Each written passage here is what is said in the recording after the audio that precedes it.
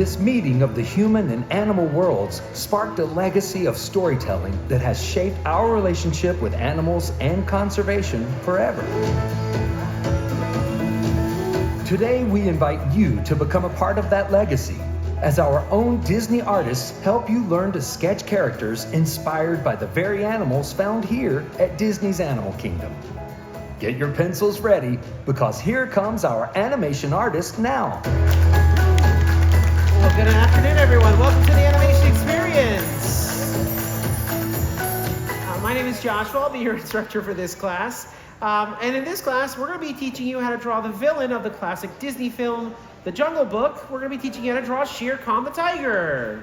Woo! Yay! I'm glad that like 2 of you are excited. All right, great, excellent.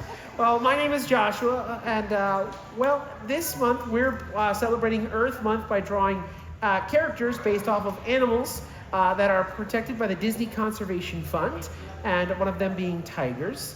Now, to teach you a little bit more about the Disney Conservation Fund, we're going to ask now that you sit back, relax, and watch this. They thrill us.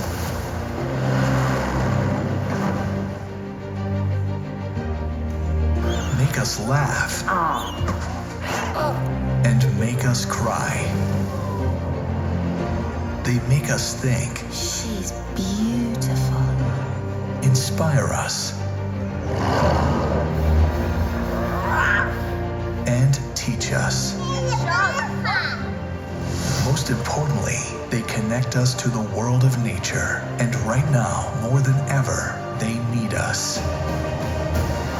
Through our efforts here at the park at Disney's Animal Kingdom to share the stories, and our efforts in the field to truly make a difference scientifically in the community and with the animals themselves, our end goal is that we truly make a difference for those animals in the wild.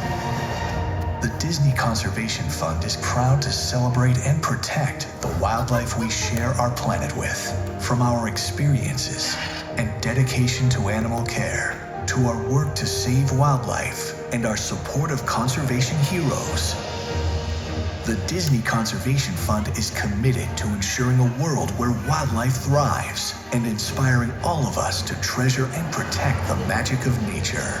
We blend the love of nature and a respect for animals that Walt Disney always had himself with making dreams come true, getting people excited about nature and about being out in the wild. Every single one of us matters and has a role to play. Every single day we make a difference. Let's learn to live in peace and harmony between nations, cultures, religions, and between us and Mother Nature. At Disney, we're not just talking about helping the animals that share our planet, we're doing something about it.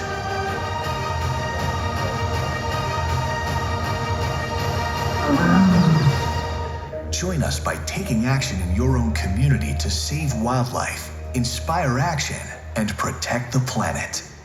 All right, let's get this out of the way right now. There are no racers in the building, none, so don't ask, okay? Now, you may be wondering, why do we have a drawing class with no erasing?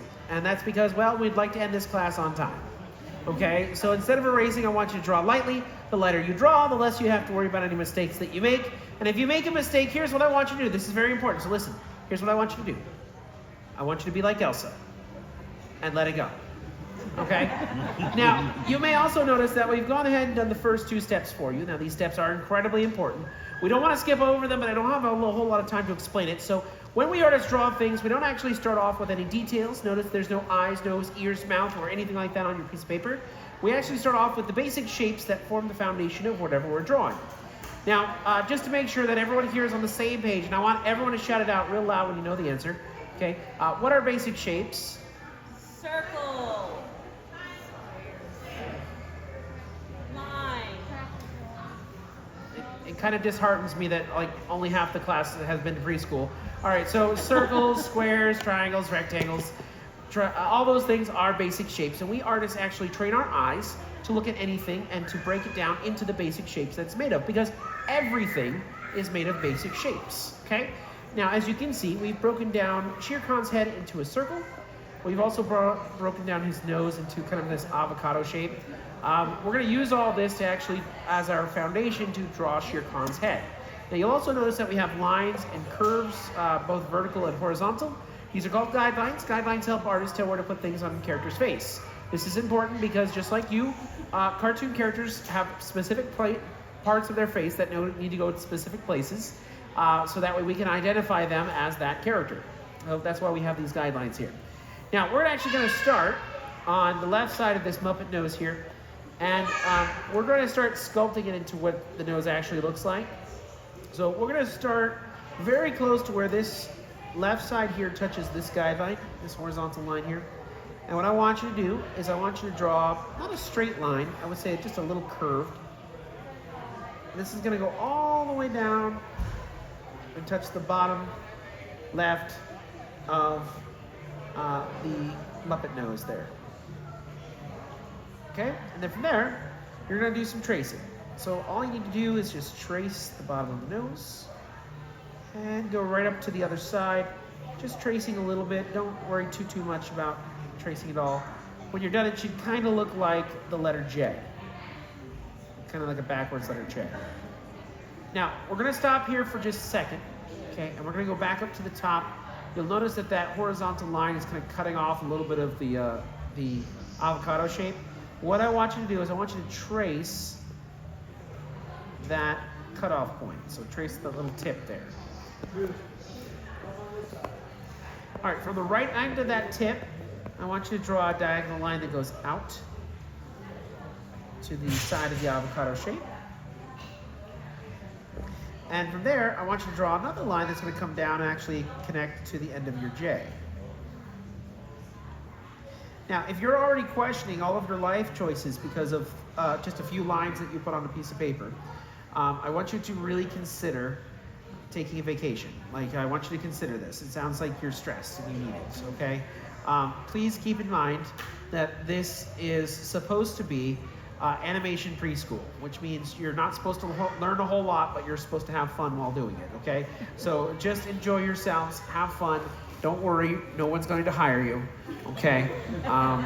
And if you're afraid that somebody's going to make fun of you because you made a mistake, then don't show it to anybody, okay? Just don't, okay? It'll help out greatly, okay? So the next part of the nose that we're actually going to draw is we're going to draw what we call the nose leather, okay? Or what some cat owners would know better as the booper, okay? So to draw his booper, we're going to start over here on the left-hand side. We're going to draw a little diagonal line going up just a little bit.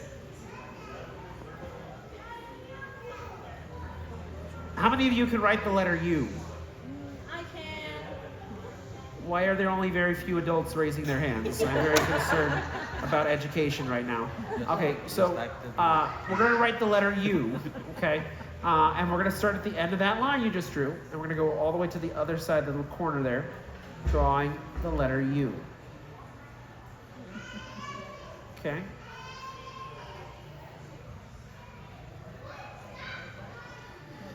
Now once you're done, you can trace this blue line in the middle here of the nose, and you can actually go outside of the nose all the way down to the bottom there. That adds the philtrum. In case you don't know what a philtrum is, a lot of animals actually have that. It actually filters moisture from their mouth to their nose. That's why a lot of animals have wet noses. Next, we're going to add in the nostrils, which are these big, like seed-like shapes that go inside the nose here on either side. When you're done, you can go ahead and shade the nostrils in. Shading is not a very important step, so if you don't get this done now, don't worry about it. Now, tigers have a really good sense of smell. In fact, believe it or not, they can actually smell in kind of a high definition. And that's because they have an extra organ in the back of their mouth called the Jacobson organ. The best way I can describe this organ is that it's kind of like having a third nostril inside your mouth. So when they smell something that they like, they'll actually open their mouth up, they'll scrunch up their nose, and they'll kind of take a big whiff. And that actually helps them to kind of really smell their surroundings. Our tigers here at Disney's Animal Kingdom, we actually purposely put all kinds of different smells in their enclosures, so that way they can actually smell different things. In fact, many people have donated like old perfume and cologne and stuff like that, and they'll just spray it all over the habitat, and that way they can have like different things for them to smell. Next, we're going to go ahead and start drawing the muzzle. The muzzle, of course, is where his nose sits on. We're going to start at the end of this Romanesque bump on his nose here, And we're just going to draw a curve that's going to go outside of the circle on the right-hand side. Just a little bit. Then we're going to come down to the philtrum, the end where it touches the bottom of the circle here, and we're going to draw another curve that goes out towards the curve we drew at the top there. And we're going to connect those two with a big curve that connects the two.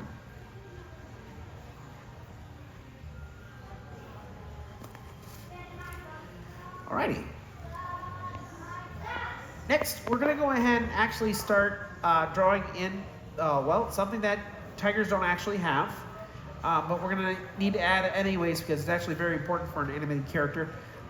It's eyebrows. Eyebrows are probably the second most important part of a cartoon character's face. Anyone know what a first most important part of a cartoon character's face is? Eyes. The eyes, yeah, the eyes. Because the eyes show what you're thinking, what you're feeling. They're the window to the soul, as one very smart person said once. Okay, so we're gonna go up here to right about where you finish tracing that little tip here. And what we're gonna do is we're gonna draw just a tiny little line. This looks like a stray piece of hair kind of sticking up. And then over here on the right, what we're gonna do is we're gonna draw a curve that's gonna go outside of the circle, just like so.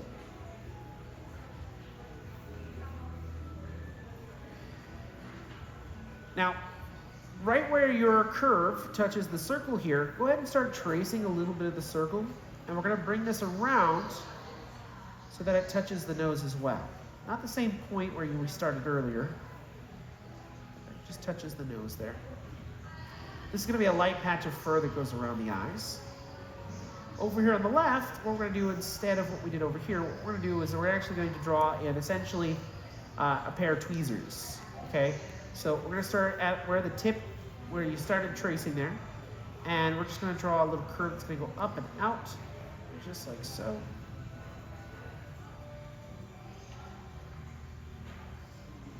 And then we're going to draw a bottom curve. So it looks like a pair of tweezers. Okay, now the actual eyebrows, we're going to draw an extra curve here at the top of each section. So basically just draw the same curve here on the right-hand side. On the left, we're actually going to start drawing the same curve, but we're going to not finish it. We're going to actually stop in the middle.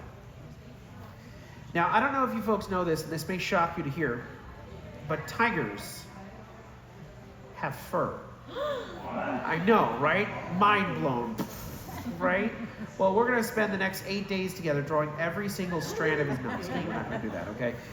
We are going to draw some fur, though, and to make it look kind of messy, because that's the way that the Jungle Book film actually kind of looks, very sketchy and messy, we're going to just draw a bunch of lines here, starting at the end, and then you can just kind of fill in the rest. Okay? So, same thing with this other side, although I'm just going to kind of follow it down. So just a bunch of lines. Doesn't really matter how long or short the lines are. And you can just kind of shade in the rest. The Jungle Book was made during a time in the Disney animation history called the Xerox era. This is an era where they used this new invention called the copy machine to copy the artist's drawings directly onto cells. For those of you who are too young to know, back in the day when they made cartoons, they would actually put the characters on these things called cells. They were these clear plastic type things. And basically to make an animated film, what you would do is you would have a background. You would put the cell in front of the background where the character was going to be. You took a picture, you removed the cell, you put another cell down, you took a picture. You took the cell out, you took another, and you kept on doing that for about 24 times for every second that you had an animated movie, and that gave you an animated film. Okay, and so for Jungle Book, what they did is they actually directly copied the animator's drawings onto the cell instead of going back and just re-inking them like they would do, and it would make the process a little bit faster. Next, we're going to draw the part of this class that is actually the favorite of Rocky Balboa's, okay? Because we're going to be drawing the eyes of the tiger, okay? Yeah, and if you laughed at that, you've showed your age. All right, so the next thing we're going to do is we're going to draw his eyes. Now, his eyes are drawn essentially like either a lemon or an American football, okay? Not the good kind of football, the American kind, all right? So, yeah, I'm bringing the hot takes here. All right, so let's go ahead and draw the eye over here on the left first. So like I said, it has that kind of lemon or football-like shape. Okay. On the right-hand side, we're going to draw the same shape. However, we're actually going to draw this a little bit at an angle. Now, why are we doing that? Well, because his head is slightly tilted upwards. So, his eye here on the right is actually going to be slightly tilted up as well. So, this is the part of the movie where Shere Khan is listening for something. So he's kind of slightly tilting his head up just a little bit so you can hear it. When you're done, so he doesn't look like a zombie, you're going to go add in a tiny little circle for his pupils. We want him to look villainous, so we're not going to give him cutesy, chibi-style eyes. We're going to give him like just little dots, and that's pretty much it, so he looks kind of sinister. When you're done, you can shade those in. Now, when you're done, if you'd like to, you can also add some details. I like to add the tops and the bottoms of my eyelids. Okay, so just these little curves here, the tops and the bottoms of the eyes. Well, along with some wrinkles and some wrinkles here on the side. That's entirely up to you if you want to add all that. That's just an optional step. Okay, now remember at the beginning of the class I told you that the circle is the basic foundation for the character's head. Now, just like anyone knows, a foundation doesn't necessarily have to be exactly how big the building is. Like you build on top of it, right? And that's what we're going to do here. Okay, so we're going to change Shere Khan's head to look more like Shere Khan. Okay, so what we're going to do is we're going to go up to the top here, right where this guideline touches the top of the circle here, and we're going to just draw a diagonal line. This is going to go all the way from the top, all the way down outside the circle, and it's going to stop right on the guideline there. This is going to give him a little bit more of a pointy head because he is a villain character, so we want him to look a little dangerous.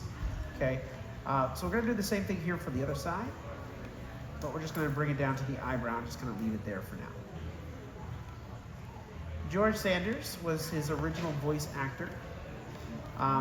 George Sanders was known for doing a lot of villain, like sophisticated villain type characters. There's a lot of elements of George Sanders in Shere Khan's design. That's actually by design. A lot of character artists like to add in elements of the character's voice actor or actress to kind of make it look like that person, so it kind of matches the voice a little bit. Next, we're going to go ahead and so you'll see this guideline coming out of the circle here on the left side, and then you'll see this guideline over here. This is a vertical guideline. Now, see that little gap there? I want you to bridge that gap, like literally. Like bridge that gap. Just very lightly though, and bridge that gap. Okay? Now, you're going to see the same thing over here on this side. Same line. It's going to curve up here a little bit. And then this one over here. So again, you're going to go ahead and just bridge that gap. This time, I'm going to do a little bit of like a hop.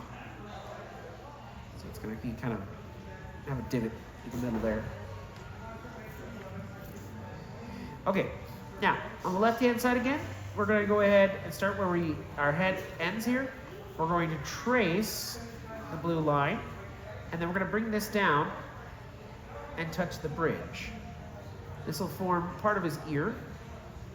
The other inside part is going to be kind of like a slice of pizza.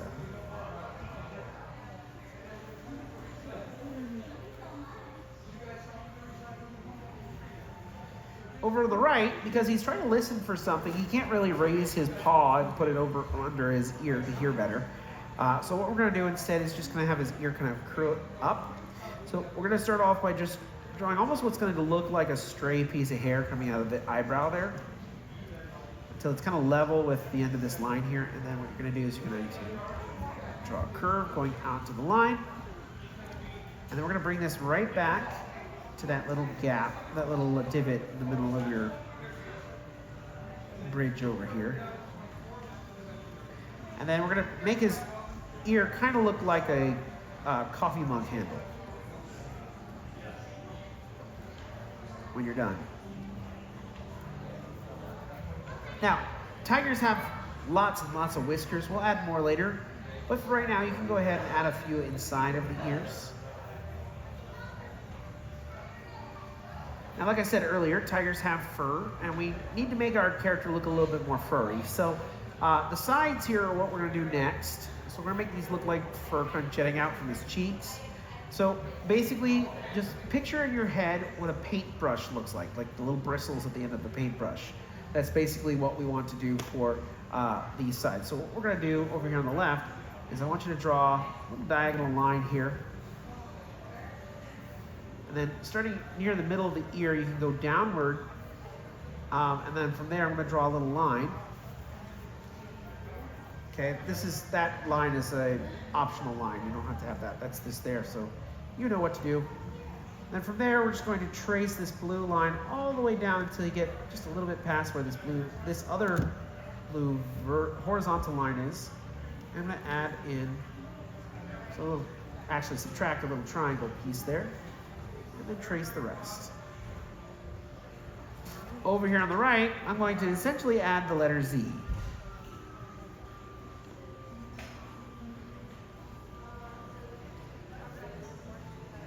Then I'm going to add an extra little curve coming in just a little bit. And then from there, I'm going to draw another curve coming out. Trace this all the way down until it's near the bottom.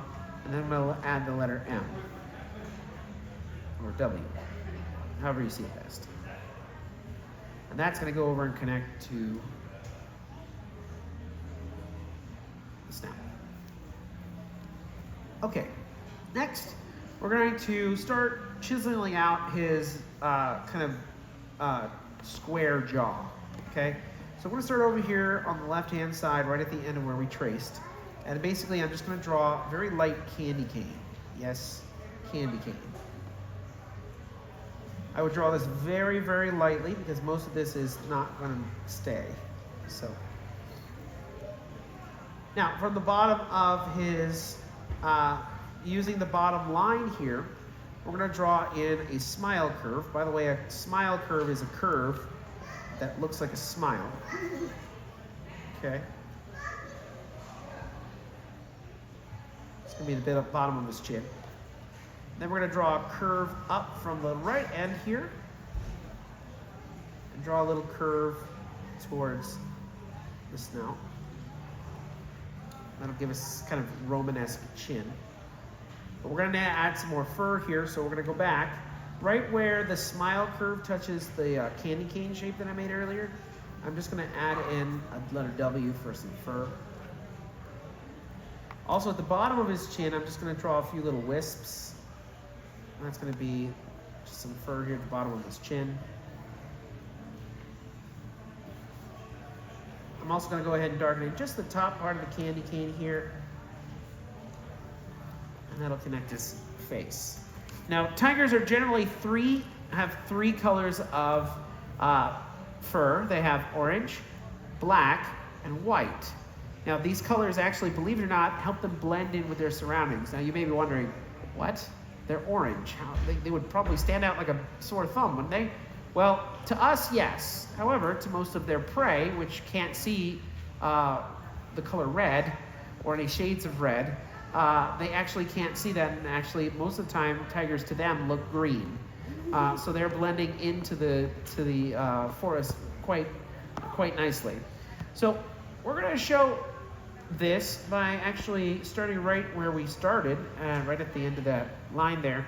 And we're going to draw our own little roller coaster. How many of you out there love roller coasters? Woo! Anyone out there love roller coaster? Yeah. Okay, good. You're much braver than I am. All right, so we're going to start right here. We're going to start off with what every good roller coaster should start off with, a drop. Just like that. Feel free to make sound effects if you need to. Down to this guideline here. Then we're going to go into what we call, what a lot of coaster enthusiasts call like camel hump. Camel hump is a very short hill. So we're just going to draw a short little hill that's going to go outside of the circle. Now, I don't have a roller coaster equivalent to this next part. It's just basically a number 7 or upside down L or hockey stick. And that connects to the inside of the ear there. Over on the right-hand side to do the same thing, what we're going to do is we're actually going to start on the muzzle here. And we're going to just draw a little curve going towards the guideline. And then from there, I'm going to draw in a very long L or hockey stick-like shape going to that side of the ear. Now, when you see a villain smiling, generally don't actually know what they're thinking of. Usually they don't show you what that villain is thinking. So for Shere Khan here, I'm going to draw a little question mark right under the camel hump here, because I don't know what he's thinking, so I'm going to add that there. This is actually going to be the end of his smile. So we're going to take the end of the question mark, and we're just going to draw this curve coming down to the circle, and we're going to attach it to the philtrum. And that'll draw a smile. Now, is there something that we're missing right now? Something maybe iconic to a tiger?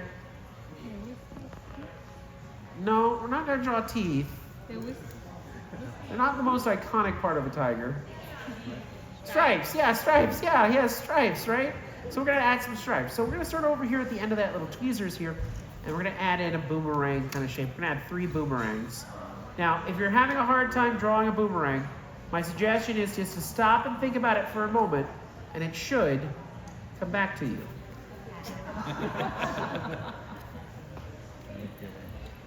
Some of you, it may come back at 3 in the morning, and that's okay. It's all right. It's fine. Anyways, so we're going to draw 3 of them. Believe it or not, tiger stripes are unique to the tiger. Every tiger has different stripe patterns. You can actually tell which tiger is which just by their stripe patterns. Yes, even twins have different stripe patterns. But believe it or not, stripe patterns are not just on their fur. It's actually on their skin. That's where the patterns actually come from. So if you were able to shave a tiger, which by the way, don't go shaving tigers. That's not a good idea. But if you did, you would actually see that the stripes are on their skin, which is pretty neat. So it makes them all individual. And of course, he is part of the cat family, so the only thing that we're missing is, of course, some more whiskers. So I'm going to draw 3 dots over here on the left. These are like what I like to call whisker bumps. 2 dots on the right. And from there, I'm just going to draw 1, 2, 3, 4. It really doesn't matter how many whiskers you make. Tigers actually have whiskers all over their body, so you can draw as many whiskers as you wish. Now, if you want to help out tigers out in the wild, because believe it or not, tigers are some of the most endangered species on the planet. And one of the reasons why is because of palm oil plantations. Palm oil plantations have been taking up a lot of area that used to only belong to tigers. And because of that, the tigers are not living their best tiger life anymore. So if you want to help out, the best way that you can do that is by purchasing sustainable products, especially sustainable palm oil products. Now, there are several different ways you can find out whether the products that you're purchasing are sustainably made. And one of those ways is by using the Palm Oil Scan app. You can find that on your app store. You can actually scan the barcode of most products, and it will tell you whether that product is sustainably made. Also, you can check out rspo.org. That's rspo.org. And that actually has a list of a lot of different products that you can purchase that use sustainable methods to make their products. So that's a really great way to help out tigers. Please, please, please change your habits to help tigers out in the wild, because their numbers are dwindling, and we want to keep them around for many, many years to come. Alrighty. Well, folks, I see that a lot of you are done with your drawings, and I'm sure that most of you are looking at your drawing right now and you're going, wow, that looks amazing. And there are others of you that are looking at your drawing, you're going, wow. But regardless of how you feel about your drawing, I want you to know the fact that you actually tried to draw this character means that you, yes you, I'm speaking to you directly now, not the person sitting next to you, you have actually taken your first step in becoming a pretty good artist. How do I know that? Because you tried. And trying is actually the first step at becoming good at anything. But if you want to become much better, I encourage you to keep drawing. Don't stop drawing, because the more you draw, the better of an artist you become. And I'm not just talking to the kids here. I'm talking to you adults too. Because as long as you're living and breathing, you can become a better artist just by, trying. But regardless of whether you want to become a good artist or not, you should be very proud of what you've done here today. And just like any proud artist, I want you to go ahead and sign your name. So go ahead and sign your name. Now, you don't have to, but if you'd like to, you could also add today's date. Today's date is April the 25th, 2024. Now, as you all are finishing up your drawings, I do want to go over 3 very important things that I want each and every one of you to do before you leave here today. Please listen carefully to all 3 things before you get up and start doing stuff, okay, folks? Because I want to make sure you all do these 3 things. The first thing I want you to do is take a moment, look around your seats, and make sure you have all your personal belongings with you. That's even if you didn't put anything on the floor. Please just double check to make sure you have everything with you. Second, please make sure to take your clipboards and place them right back on the seats exactly where you found them. And third, please make sure you take your pencils and or crayons with you. Please do not leave them on the floor, the seats, or the clipboards. Take them with you. If you do not want them, there'll be a bin by the exit. You can place your pencils or crayons in those bins and we will recycle them. By the way, the exit is going to be over here to the right, and everyone will exit to the right. Right? Yay! Right. All right, well, folks, I had a great time. I hope you had a great time, too. If you get nothing else out of this class, remember to keep on drawing. Have a great day, everyone. Goodbye. Thank you all for joining us in the animation experience at Conservation Station. Please gather your personal belongings before exiting, and remember to take your artwork with you. We hope you enjoy the rest of your visit at Rafiki's Planet Lodge and the rest of your adventure here at Disney's Animal Kingdom. Goodbye.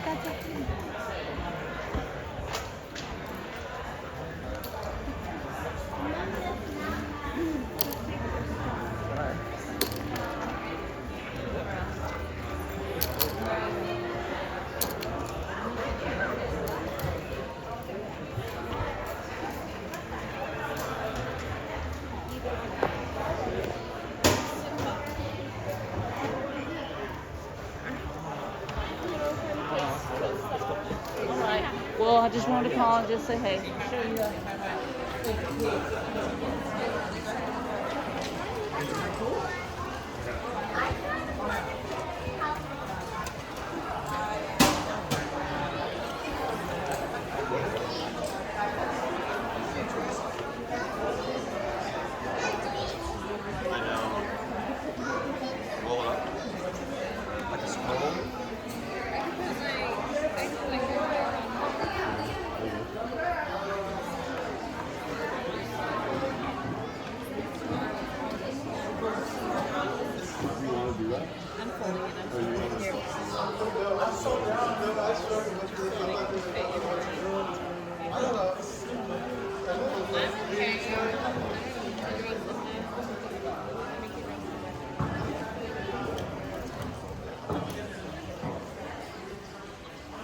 can't do it.